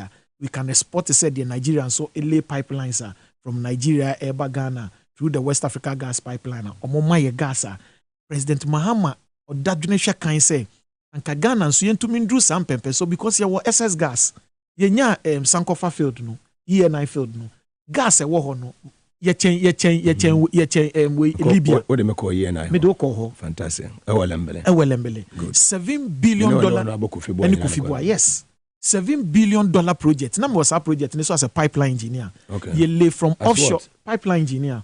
You lay pipelines from offshore to onshore. Pipeline you lay, you know. You say lay pipelines you de connect Ghana gas pipelines, you know. yes, interconnections. I mean, Osha gas master plan. We wanted to lay gas pipeline from Nzema near the court through the Kumasi areas. Yede ba Accra say yede Kotema because Kotema Asogili sa other independent power producers no. Ye wo excess gas. Into share your gas master plan a deliberate attempt of President Mahama. Any NDC, Kofi any Honorable Jinapo say we will get into that era. Ghana can also export gas. Yansu yenya from the 10 field. Yes, yansu yenya from the Sankofa field. Yaye ENI plant. Because ENI plant no. Said American Ghana gas ne capacity obetumi a pressure gas no. About 60 bar. But ENI no betumi a pressure no about 120 bar. Peter, you can Google at your phone. No, mun Google dear friend 1 bar. 1 bar is a pressure. Pressure trace o pompe o tie. Na sa o hwem frama ye di good tie nim na e pompe tie na. Sam frama no ye transfer sam frama no pressure no efri atoabo ne ye dia ko Nigeria. Etumi dia ko Togo, etumi dia ko Burkina Faso. I know ne hyehyeye na ya say we can power it through the ENI plant no. And as ENI plant we 7 billion under President Mahama and he established wo Elembele. Including Ghana gas. Inti ye wo 2 gas plant akese e wo Ghana ha. Mugabe, uhwe plan na ye wo in terms of gas because se a problem ma yenya se e wo dum so ni nyina is about gas. Se gas na nado dan kwaku fuado ene baomia aban we omomote so no. Omo ye omo adwen se sa eastern pipelines ne be connected aba temana ye de be mu asogli ne other send power plant ni sa ne ma na wo ho no. Omo an connecting no omo gi free Nigeria. Ena gabi o chede akoni ni nuanom so ya tete so omo akobie company bi. Ena sa company no mo import fuel ediba. Sa omo yes because see ye the free atoabo de ba e cheap. Esan say omo person omo Ghana kro no corruption ni adwembone a wo mutu no. Yes, omo akwakote company bi ene made the allegation matene say e ye bombti ene gabi mu ena akwakote sa company no. Okay. Yes, ena me de mate. It is sa company no. Information yenya ne say omo e de crude ni bi ba Ghana light crude that say ono abugina pokan no. Omo de bi ba inti etrimodini adwembone a wo mutrimu nti de omo person be connect bomb tini gabi ne atesama wate atesama mate inti na make say it is alleged evidence me evidence bi I be mate inti ono abugina pomo a omo akwadre was we no omo they can have document to what I'm saying but essence say your industry ni mu a yenso yetete nsem nti no yenso yatete bi say omo no mu eyesa niema no nti at the end of the day so mo de sa niema ne ba taxpayers sika ne de be den ye de betua Nigeria West Africa gas pipeline si entumi a mani fuel la ono so wantumi a supply fuel anko asogli bedum no asogli dum na light ne be call off nti si ya no problem a yenya nyina no sika ye de beto gas e de power plant no se sika no ebi na eni ho and ade me ya ne say when President Mahama wo ho no ye nhyehyeye a ye betumi atua independent power producers and ye de bibi e friend no the ESLA baye the Energy Sector Levy Act no ye de baye sa act ni nyina ne say uto gas uto electricity ye bibi akakra taxes kakra ne abenya no ye de betua sa almost so ka say transformers no omo se sa Mugabe si ye te hei oka ebese ya sense prekope maintenance so oka ebese ya oka na at least abe mo signal ube hu dashboard ne so it is okitaka na o car no be say ya o car no be more signal into mo say sa car ni po bebu ni mu kakran kire say there be car bibi something is wrong with the car into machines na see o sabi eti say nipa it's a machines ni be bibi a machines ni be ma signal into machines na to me sorry all of a sudden ni anyina nkodum so mu enya possible transformers ni do so enya possible I mean it is not possible into sa asem no mo kan no rodo rather asem Yasema any way bia. Into for me, no, I think say this is a government or more training dada na yomode, and they think that they can govern this country with propaganda atro and in dada no me to media. But doom so dear yamfa training dada nye machine no one to fuel ngumua car isi o Mugabe UK you want to fuel ngumua your car cannot move. It won't to mean say the car is your machine, to mean to fuel ingum, the car cannot move. It will play propaganda, light in the back off. And that is what exactly is happening. They are so lucky. President Mahama among generation because over energy area now. There were about 3 thematic areas. Oh no, then or Sika no muti no moji salary. The President Mahama create Ghana gas amano no enye adwuma ye. E na bosome so to menye sika no matete si we si dan watema.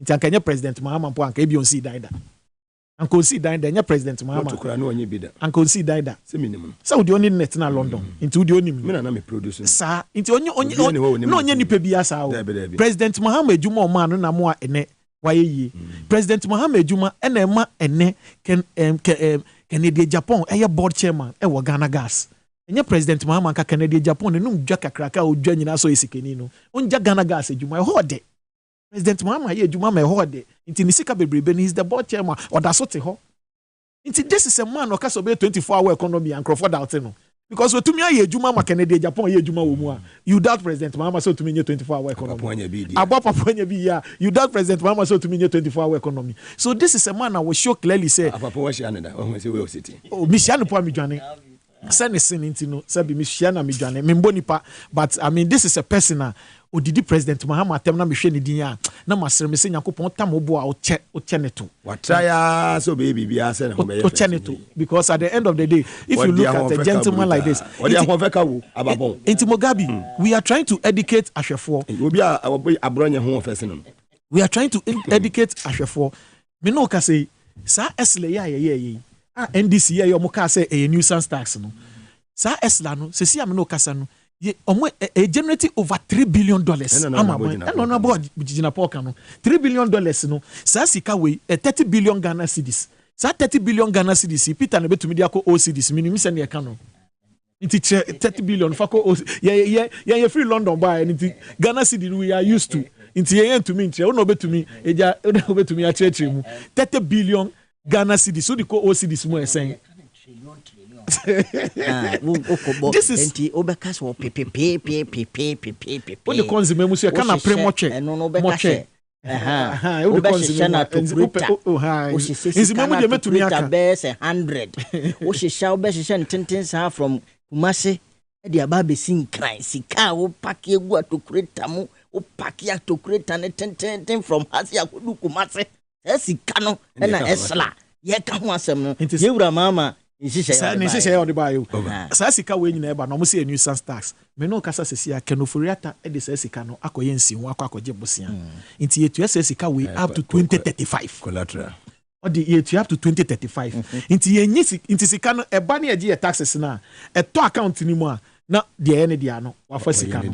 De ene dia no wafa sika no. Eno nti na ye kwa IMF no IMF ka kire say cash water way for mechanism na honorable Jinapo ka no yam publish no be ehu because no na betre kwan a ye gigi sika na ba omiana chesi ya you see so these are people are in terms of management of the energy sector se see ade misuro nyina ne se Muga kwan ya omo fa so omo hihye oman no in the energy sector no se President Mahama ba ejuma da ne so pa because yen ye wo ho no about sa areas President Mahama solve the generational area no President Mahama added a lot of megawatts from 2,500 megawatts to almost about 5,000 or the no aba full on yen hihye ya ye di atoabo gas aba ye di na ya ba ye le gas pipeline ye solve ye e basi kasem na ye finance ne so President Mahama de esla bae ye hihye ya esla bi sika be ma ya betumi dia ye den e di etua IPPs that's the independent power producers in this kabeti yomu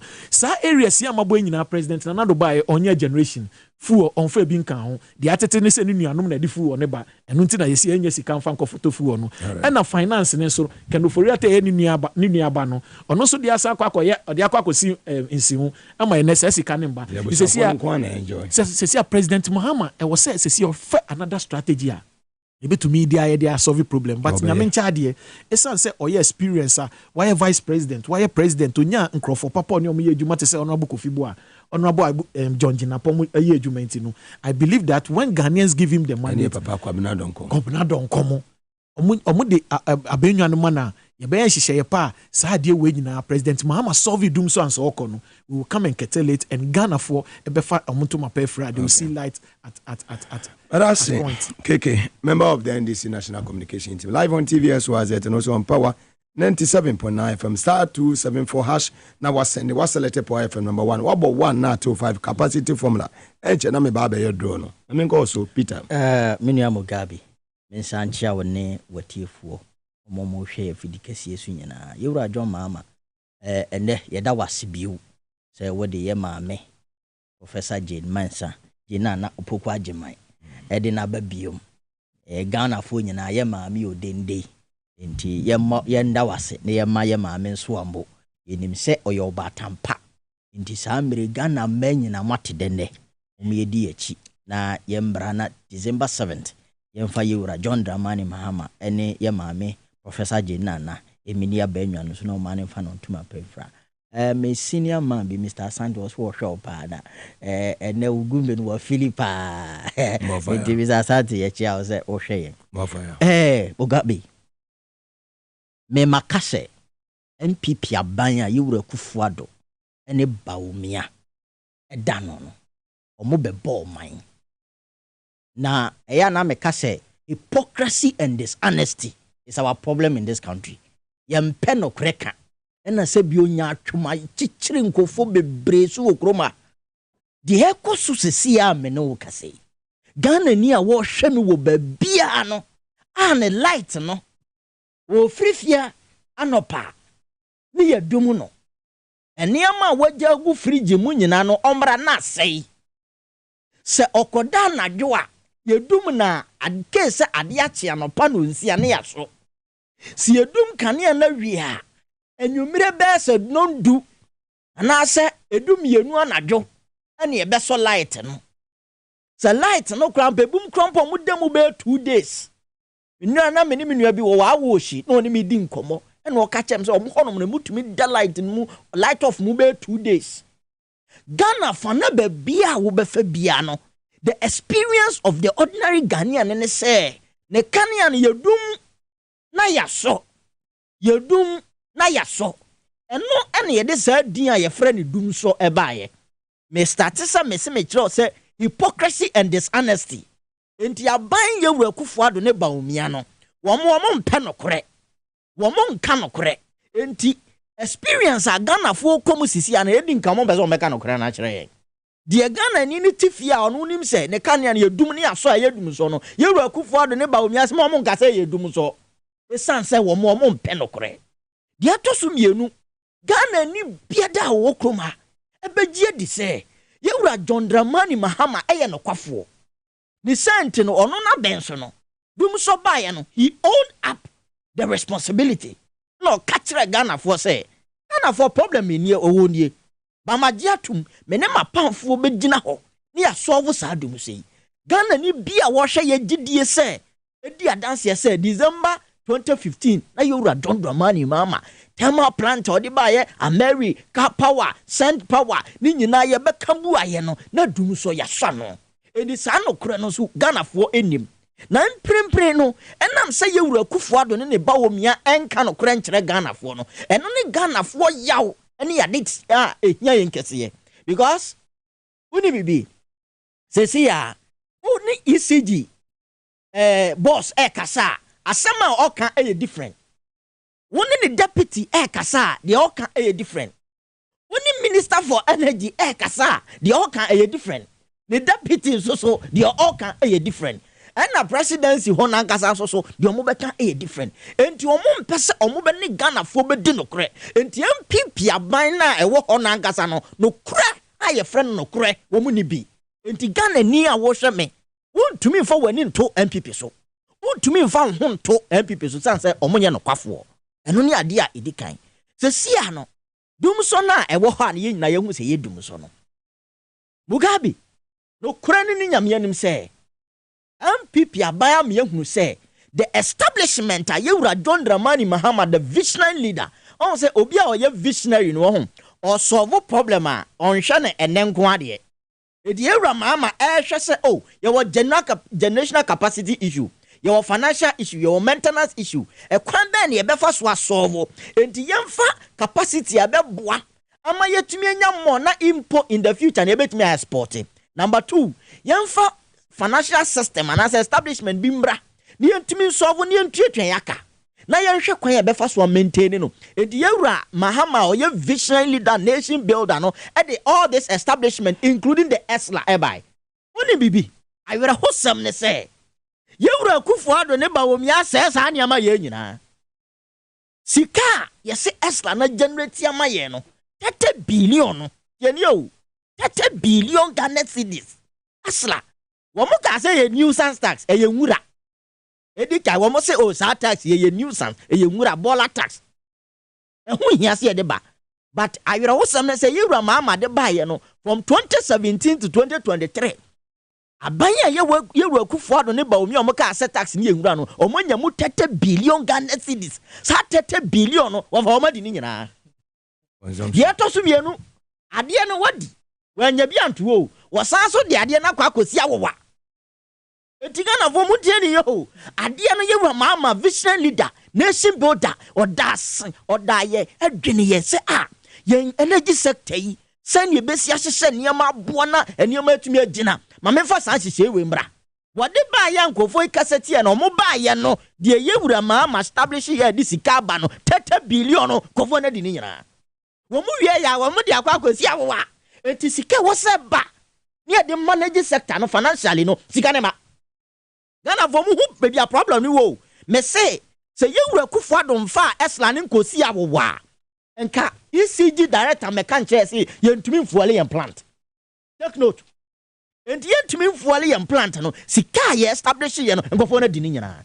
And odi akosi awowa because onye visionary like the visionary leader. Buapayana. Die se won say wo ye visionless MPP aban ye wekufo adom ne ba wo ye visionless group of people.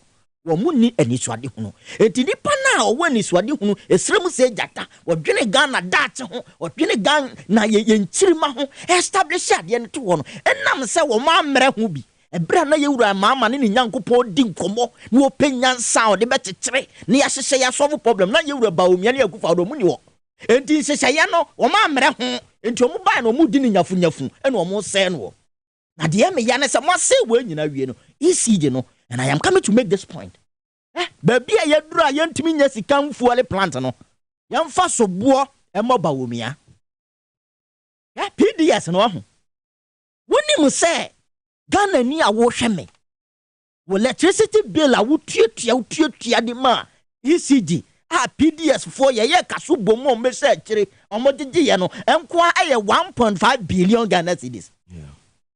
Eno nko a 1.5 billion Ghana cedis.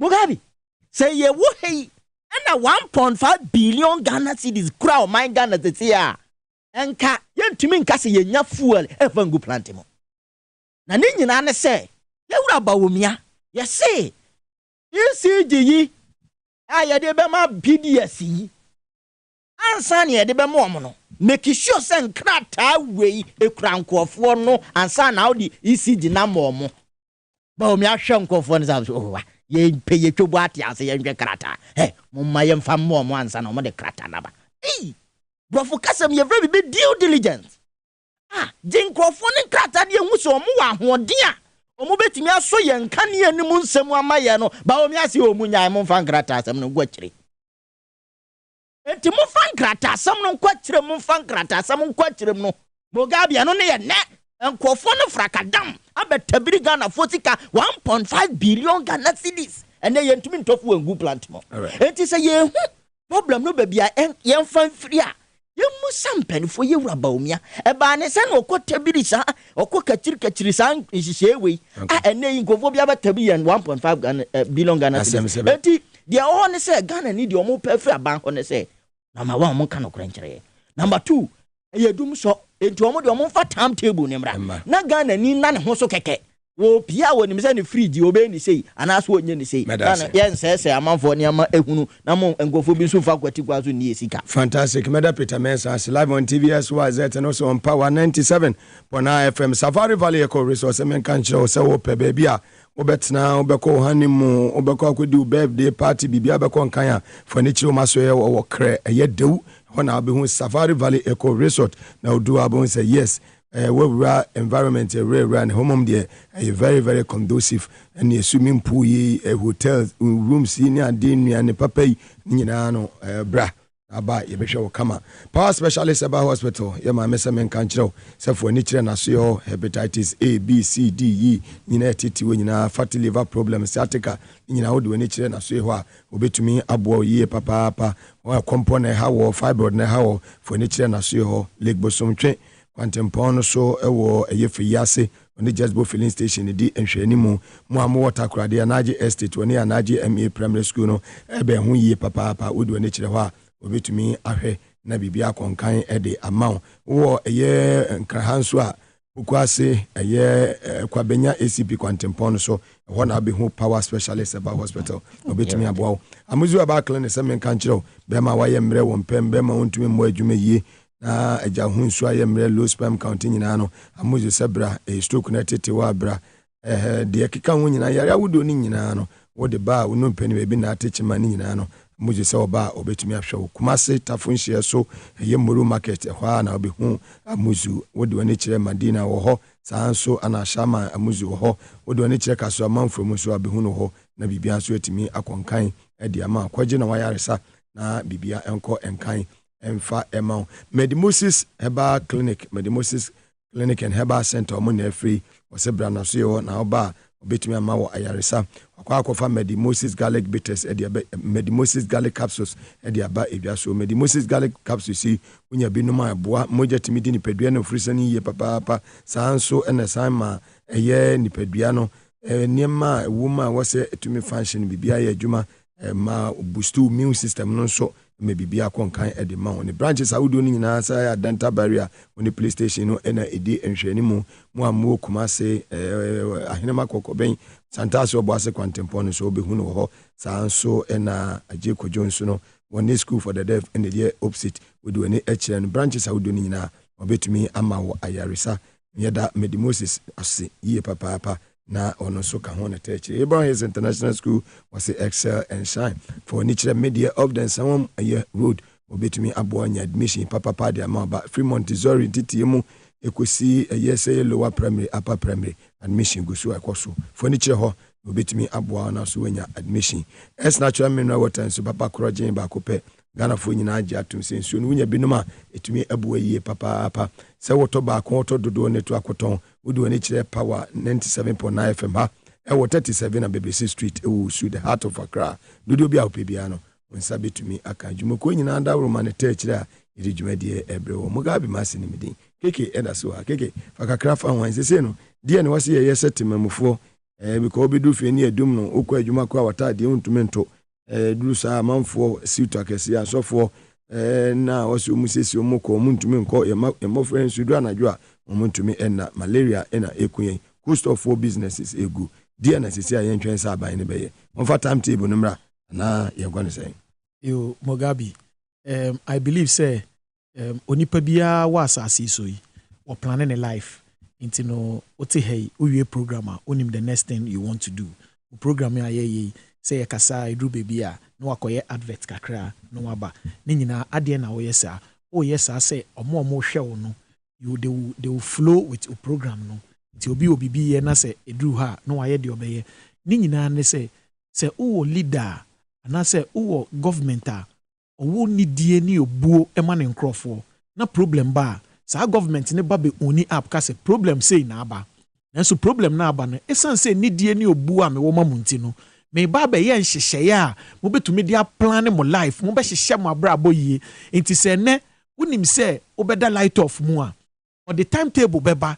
na we hu say o yiri be ye stew dia hye fridge mu a esan say mo binim say beda light off mu nti obeye aduane a potohwegum ende mo ye ya na mo adi na mo fa nkɔ hye fridge mu na mo waste sika ubeto ade wonim say Sunday ubekɔ asɔre but Sunday wunya lighter Saturday yenim say unya light nti ya yam hyehyɛ palma wa ubetumi ato ntare nyina ya den ade egu ho wonim say obehwɛ football obehwɛ Power FM obetie Power FM ni sa nema no aban a obu ne mindful aban a obu timamufo no ono no yɛ san hyehyɛ yɛ matimamufo can plan their life nti aduane kra yɛ di no yɛ wo menu a yɛ didi anopa yɛ di breakfast ewia yɛ be this lunch na nwumre yɛ di supper is it na confirm it no say ewia se nankasa is plan ewiase nankasa no nyankopon obo ni wiase nankasa wa planning ewiase nti you will can't yen to me sorry dakro na light cut off ni sorry ni say maintenance. This is a government or the propaganda ye doom so no dia or the didi atino. And you cannot play propaganda with doom so because I didn't route them na light in you and yet the reality has exposed them. It's a whether they like it or not, they should speak true to themselves. No more my timetable near fan plan here. Omo ye da ban ye betu eti omo. Omo Ghana for will vote against them. They have to do that. They clear too much. No, they have to do it and show at least Nana Duko when Buya from day one. Obedi your mind when Buya from day one or near Laji Baumia. Nana don't know if it's 8 years and so that. There be sasun.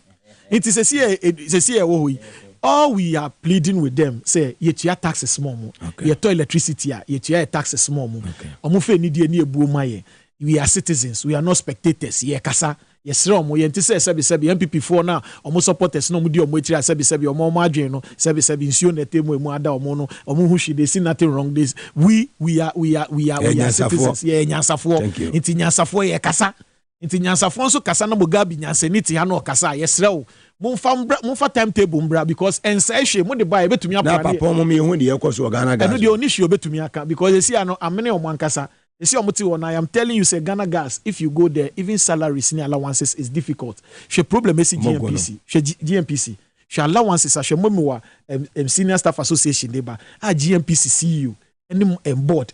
Etinasi Freddie Blay any board na CEO na or president na do ne wofase no. She salaries are omodi amo so see maybe honorable kujeto publish memo no. They are not making profit. Look at what they are doing. On minor no more sell. They are pain. Omo pain in our neck. I mean, 100 years. President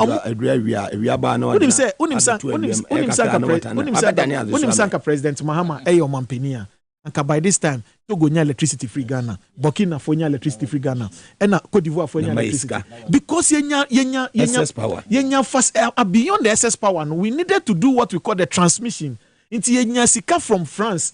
Bank be Francais at Dijon Bank be my facility and ye exchange ye change your lines from 151 kVA to 360 kVA. Not just say power be femu ne be to me grade in lines oh say ye field into ye transport ye transmit light no ye for free ye for free V area not Greek or fa no transmit no they come ECG no so they are to the substations no they are buffy no distribute my that is the supply chain ye we are near sand the fuel legum inti ye sa niam we nyina wie no na PDS no ye nya mida Millennium Development Authority America for sika no mo dem che $200 million ye free ye grant omo se yam fan share electricity mu na nka enye kama eno na kofo nya ne de ode ye N1 no na President Muhammad nya ya na nka ye de ye nhihye wo energy sector ni mu a if private power players bebe mu a na nka ye san nhihye na nka ye omo ba ya no be change mi omo ba ya no be change mi da no and on set new board and omudi Baumia ekoye omudi ko che we no PDS we no and at the end of the day omo atena city said the Peter Kai 200 million America for say yen to me face come mama fa anya niam basa say in America for a withdraw say sika no it's the biggest scandal around Baumia.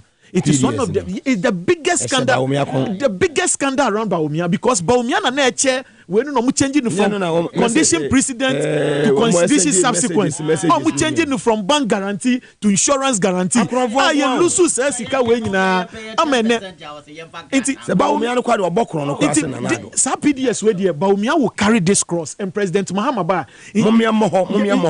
President Mahama say obeseti corruption obeseti committee obeseti board. Ya shushe medina obeko misi ebe in life for TV so amobi ahwe ya de Baumia ba betina oni ebisa no Baumia una na wo che adenti na oye ni se na Ghana fo nyina ehu Baumia nipa ote Peter Fakakraka ho ne so enye se MPP fo mo nka no kore nko a o mu Ghana fo he ewie na me wura ho na metie wo no ECG boss na sembe no kan o say a privilege and your right. It's an insult to every Ghanaian everywhere. So one take governance as ya.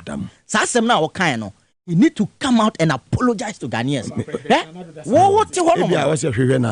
Taxpayers' money Ghana for more kobo more breno. You twa tata ye bombarding with taxes and you did yoga. Light and yes him to you. Yam fa light and yen. Ghana for bre and you musica ne control. You are telling us you tia can say. Light no and yet right a privilege. One more MPP abanye wura Kufuor ne Baumia o ma kire pefe say Ghana for na yen social contract ya de agidie ne atumi ahye won sa no I'm telling you, so they are insulting you on top of the whole issue. The issue is that it's not about insult. It is the posture of the president. When we saw fucking Abu, the minister, Cecilia da Payesa, Okofre Sikeya, Semabea, one child love letter and come Cecilia da Paso, Medofopa. She is easy to boss, so be the same. Baby, I drew Samerino. He had the visionary leader, you were John Dramani Mama. Okay. And she said, Yana, or what the more my Ghana. None of this what you look at see and say, young to me, one supply power. Na Ghana ni bien be, near to me export be, near revenue, near fan teacher of my dollar. You were good for to buy it, and then when him says, see a cow must have $1.5 billion. A cash is your must have bought $1 million. Sa 30 billion as less can in area, young fan tia cows here.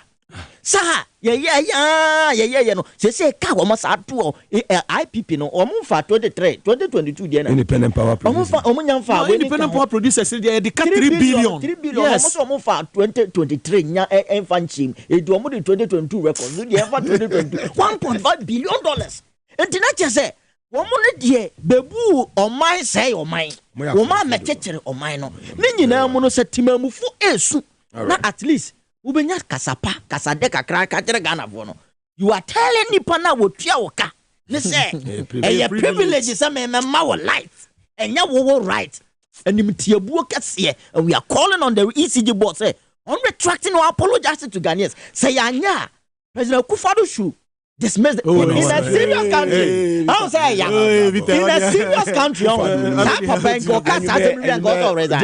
But I Akufo-Addo be say kwa afro na. O man pani an won Ghana phone ti no be manat now. Wan hwe company as ko promote na e go energy ministry. Na eno na e ma Ghana phone. Eni ama no no focus ye wo Banana Republic and the Akufo-Addo mo peja pejomuti se di mo ye. Yes, Peter Meha. Omo so yesi no so ho.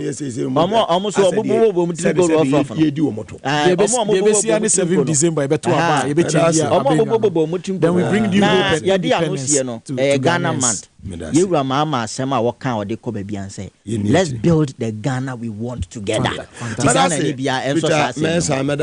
a member of the NDC National Communication Team, no matter KKLM, so I say also a member of the NDC National Communication. We engineer papa boy because Elembela Oshemi ye pa wane abane Honorable Kofi mu who's to me fine.